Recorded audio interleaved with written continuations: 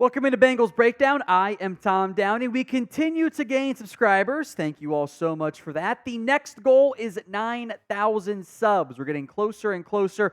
I'd love to get there before the preseason kicks off. We'll have training camp coverage for you. We're about to break down some OTA winners and losers. So if you haven't already, please join us by subscribing for free.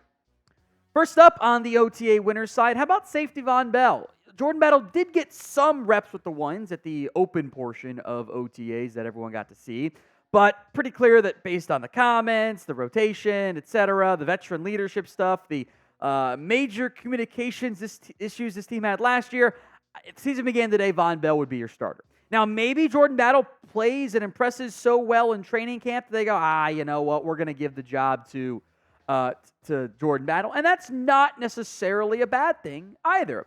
But I would guess that Vonn Bell ends up being your starter. And given the issues you had in the back end last year, going back to the veterans and Geno Stone and, of course, Vonn Bell, I'm actually okay doing that. Doesn't mean you can't play Battle too. And maybe Andrei will use more three safety sets. Or if we cheat and count Dax Hill as kind of a tight end eraser in that Trey Flowers mold, I'm just fine with that. So will the Bengals secondary be better this year? Y for yes, N for no. Go ahead and sound off for me in the comments section of today's video. Next up is Joe Burrow. I don't think we can leave him off this list. Normally, I don't care that much about the established starting quarterback in the OTA periods. I'm not a big fan of the, wow, perfect throw. Yeah, it's against there. Or, wow, he missed him. Players miss throws. But I think Burrow being out there is a big deal. And I've seen this mentioned by Charlie Goldsmith of the Inquirer. I think Paul Dehner mentioned it too. Burrow was aggressive, attacking the middle of the field, tight window throws. That was kind of the one thing you didn't really get to see on air. Okay, the out route, it's there, great. The touch is there, great. The arm strength looks good. That was like the one question mark you couldn't really tell, and it looked good. And that's what matters. Coming off the wrist injury, this team is going to go as far as Burrow helps them go, or leads them, or carries them, whatever. The defense played pretty great in that Super Bowl run, too, to be fair. Burrow is the offense. He is the engine. He's all of it. You need him healthy. Here's what Zac Taylor said on Burrow. I feel really good about where he's at. He's been accurate. He's been on time. He's thrown with great velocity and power. You'd have to ask him what he thinks of his performance exactly, but I like what I see right now. I think you feel better about the backups with the way that Jake Browning played last year. Certainly seems like the buzz coming out of OTAs is there will be more under center stuff. There'll be more back to the defense play action, which I know Burrow hasn't always liked because he's so good pre-snap that he doesn't need to have that misdirection sometime. But I think it'll unlock elements of the offense that we saw get unlocked with Jake Browning under center. And I think that will lead to better overall play for the offense overall. Remember, last year, when Burrow, Chase, and Higgins were healthy, it was the most efficient offense in football. It's a very small sample size. Happens again in a bigger sample size, Burrow's going to be in the MVP conversation and could very well win Comeback Player of the Year again, which is kind of crazy. So will Joe Burrow play at the MVP level although it might be Aaron Rodgers for Comeback Player of the Year, but who knows? Will he play at the MVP level in 2024? 1 for yes, 2 for no. It's the pinned comment on the video, so if an ad plays, that's fine, ignore it. Go vote 1 or 2.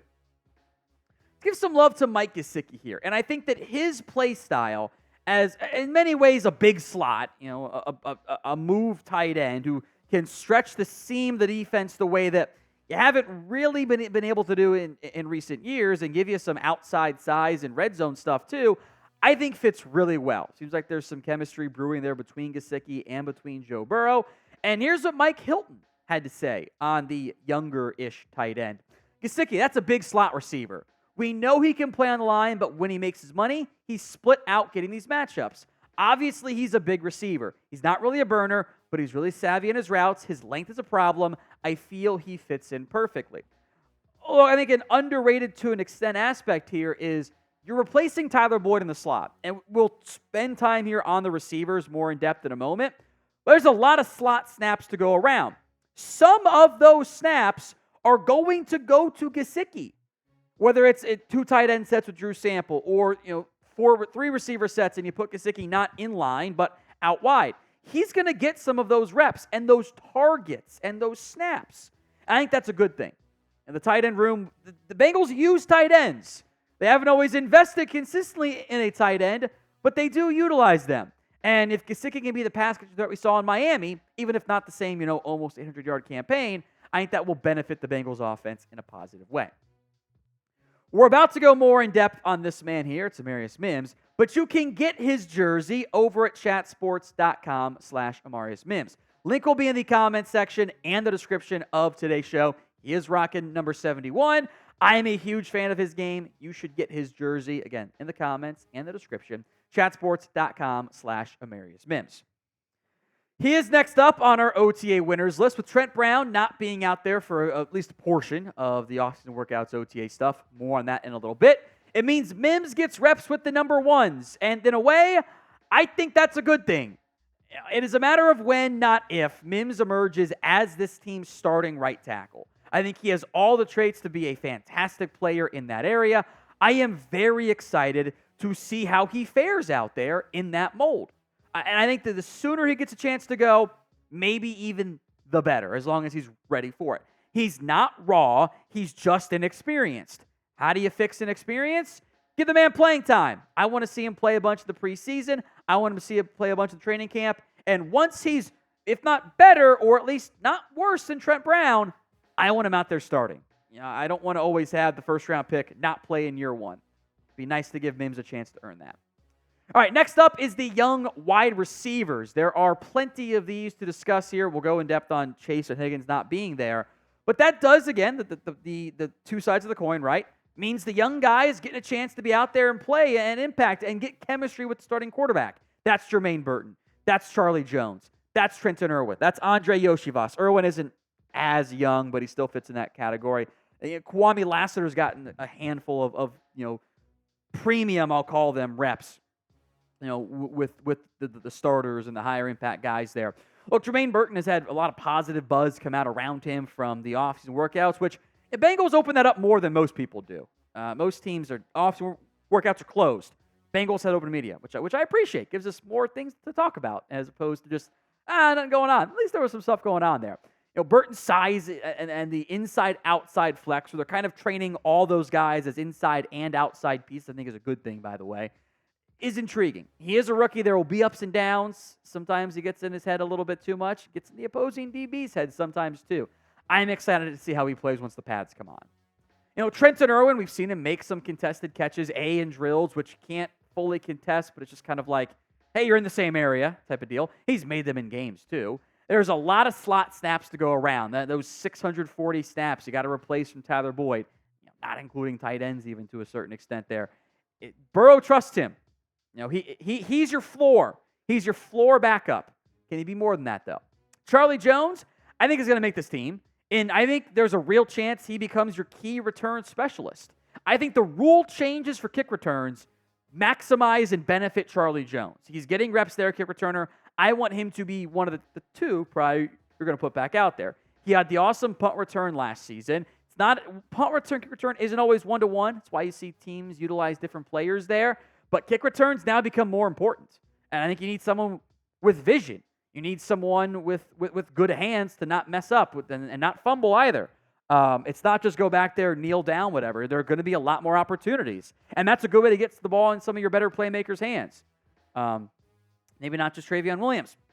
I think Chase Brown, Charlie Jones back there, offer some big playability. That's what I would do. Of course, we don't know how the rules are really going to be impacted, how things will change as the year goes on. But I think Jones helps himself out in a pretty good fashion there.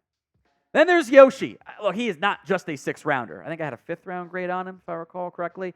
He is a gifted athlete with size, the prototypical build of that, outside wide receiver who legitimately was a track star in college. I think that's translated, early on. He also had some good red zone success. I am very excited. I'm very excited about him. It's not all, every year, every fan base falls in love with one of the wide receivers in training camp. Jake Kumaro a couple years, right? Andrei Iosivas is passing. There's always somebody you go, this is our pet cat, right? This is the guy we love who we're excited about. Might be Yoshi in back-to-back years, which doesn't happen very often. So grade this Bengals wide receiver room. A, B, C, D, or F. How do you feel about where this room sits, at least for 2024? I think it's pretty good. I think it's probably an A. We'll spend some more time here on the receivers in a moment, but let me know how you grade this wide receiver room in the comment section. A, B, C, D, or F. Let's talk Bengals OTA losers. It is Higgins and Ja'Marr Chase. Higgins obviously is contractually related.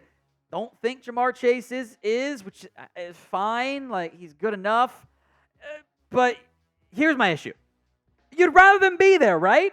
In terms of like the scaling of how much does this matter, it's kind of low. But no coach, no fan, no anybody, no teammate would say, hey, would you rather the player be here or not? They're always going to take the be here.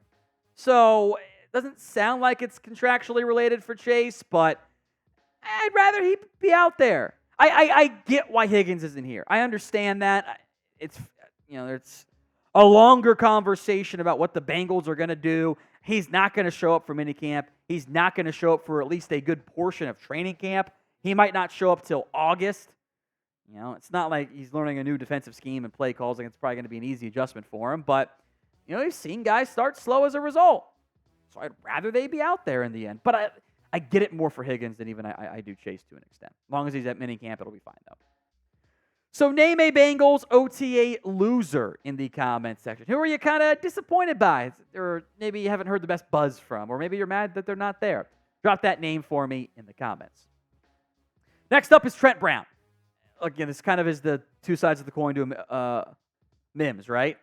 Now, Brown has been around at times for the workouts, so I'm not nearly as concerned as others here.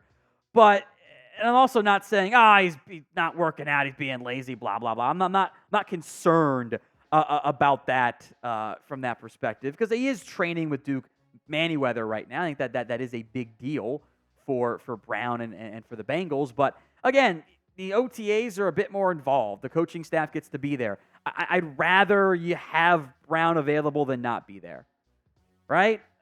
I want him out there because chemistry matters for offensive linemen. Now, he's missing out on changes to get to play more with Alex Kappa, to play more with the coaching staff. It's not that he's not doing anything. Again, I do want to emphasize that part, but it kind of comes down to the Chase stuff. Rather be there than not be there. He's training with Duke Manyweather. This got posted on Instagram, which is great. Manyweather is maybe the best offensive line coach out there, the best personal line coach out there. Cool. Change your schedule so you can be there. Now, I will say, the fact that he's training with Manyweather, Dallas got hit hard by storms, on that Tuesday, Wednesday time frame when he was supposed to be up there. So I'm willing to bet that he was probably going to be in attendance and could not get out of Dallas. I mean, there's a very real possibility there. Maybe that's what happened. But, plan your schedule accordingly. Final loser, OTAs themselves. They might not be here the way that they used to be. It might be a no OTA period, earlier training camp, ramp-up period. Don't know if coaches and players, the veterans, are really going to like that all that much. Sometimes it feels like the NFLPA doesn't do the things that all the players and coaches. So we'll see. But OTAs might not be here the way we're accustomed to seeing them.